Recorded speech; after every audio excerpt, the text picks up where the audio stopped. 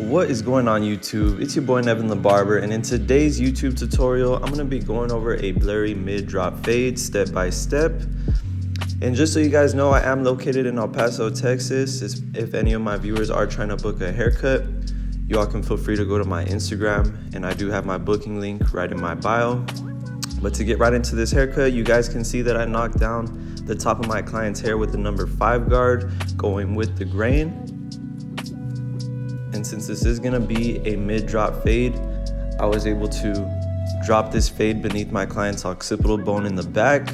That way we can leave some contrast and some darkness on that bone on the back of his head.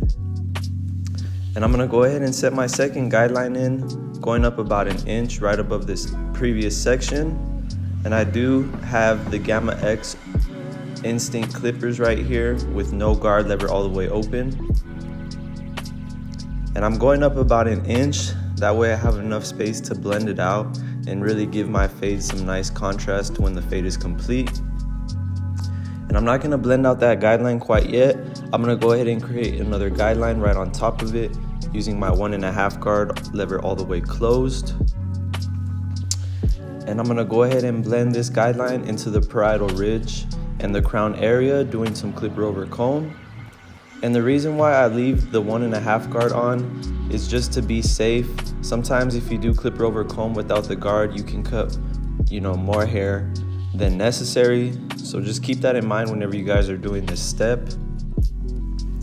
And now to erase that middle guideline, I'm gonna use the 1/2 guard with the lever all the way open. And this is basically just blending the 0.5 into the 1.5. And you guys just want to be patient with this step right here and really pay attention to how the hair is growing out of the scalp. Some of your clients may have hair that is growing in different directions. So in that case, you would just angle the clipper in the direction that the hair is growing out of the scalp. But just be patient with it. Cutting hair is all about patience and consistency with each step. And some of these steps may take a little bit longer than others based off the density of your client's hair texture. So like I said, just keep that in mind and be patient whenever you guys are blending out each guideline. And I'm just gradually closing that lever 1 notch at a time as needed.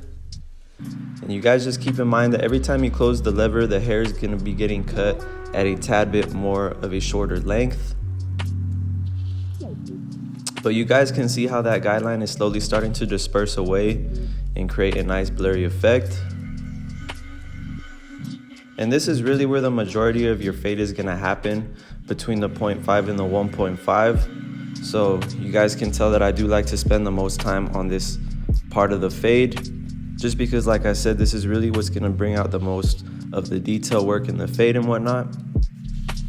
And there was one more faint guideline right at the top of the fade, so I went ahead and took my number 2 guard with the lever all the way open. And then I went ahead and closed the lever all the way just to knock out that last faint line that I saw. And before I erase the last guideline in the fade, I'm gonna do my client's edge up. And I always do some trimmer over comb, as you guys can see. And what this is doing in specific is just knocking off those flyaways that don't need to lay on my client's hairline. That way when you guys come back and line it up, everything is nice and sharp. And I always like to begin with the C-cups and the vertical bars before I edge up the front. But personally, that's just what I like to do. It makes the edge up a little bit more easier for me.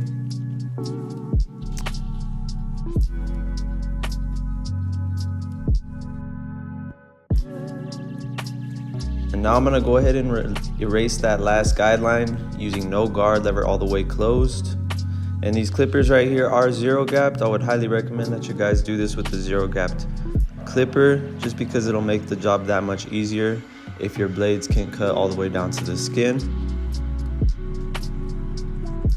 And now I just have to come back and remove all of the bulk. And this is my favorite part of the cut right here, just because it brings the whole fade together and it's just so satisfying to do whenever you guys are removing the bulk. And I really like this fading system that I created here, because you guys also won't find yourself struggling in the middle of the fade to knock out that last skin line. as opposed to doing this method right here. You guys can see I just remove the bulk and follow it up with my skin shaver, which makes the job that much easier because you already have your fade complete. But let me know if you guys have tried out this method. Let me know if it has helped any of you guys out. I do appreciate any feedback. And if you guys do want to see any other haircut tutorials, feel free to drop them in the comments and I will get them out for you guys. And here I'm just doing some detail work, ensuring that I could really get that fade as blurry as I possibly can. And I brought out my Gamma Instinct clippers right here because my Instinct X clippers had died on me, if you guys are wondering why I brought out a different clipper. But if you guys do want to save any money on these clippers, feel free to use my discount code NEVIN10 on the Gamma website whenever you guys are at checkout. I do highly recommend all of their clippers. They're all very high quality tools and whatnot.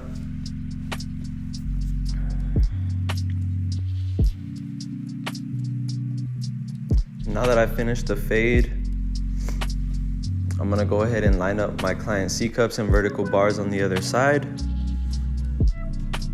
And you guys can see how I was explaining, you can just come back and get that nice crispy line in the front, making it that much easier for you. You really don't gotta make the job harder than what it is. And right here, I took my 1.5 guard all the way open, just to knock out some few last dark areas that I saw. And this is what I was explaining to you guys, how it's a lot easier to actually do the fade before you remove the bulk. That way you don't, push your fade too high or create any unnecessary guidelines in the cut. And now I just come back with no guard lever all the way closed, and just like that, I was able to get a nice, clean, blurry fade. I just have to come back and remove all of the bulk with my trimmers. And I always take at least 10 to 15 minutes just to go back and really detail my cut, ensuring that the lineup is on point, as well as the fade is nice and consistent on both sides. As a barber, you guys are creating a piece of art, and it is a walking billboard of your work. So you want to be sure that you give each and every one of your clients the best service that you can. And not only will your client appreciate it, but it will increase your chances of retainment as well. So always keep that in mind whenever you guys are cutting hair. You really want to give your client the best service and cut that you can every time they come in your chair.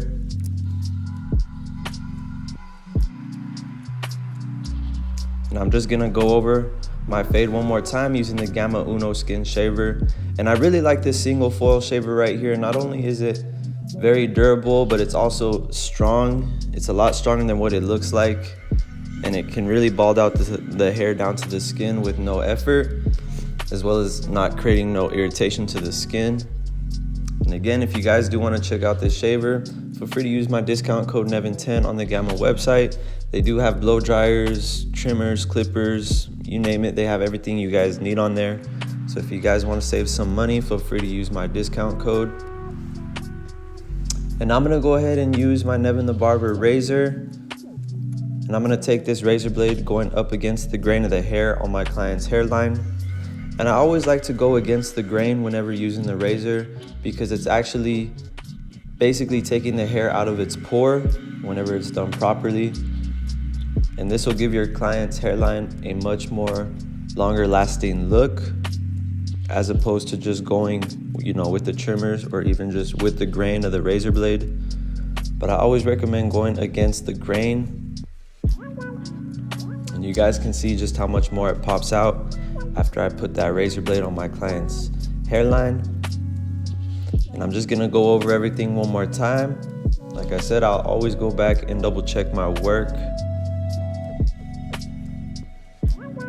But if you guys have learned anything in this tutorial, please be sure to hit that like button and subscribe to my channel if you haven't already.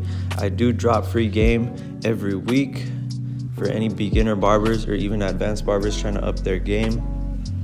But that is about it. Thank you guys for tuning in today. Again, it's your boy NevinTheBarber, and I'm out. I'll see you guys in the next one.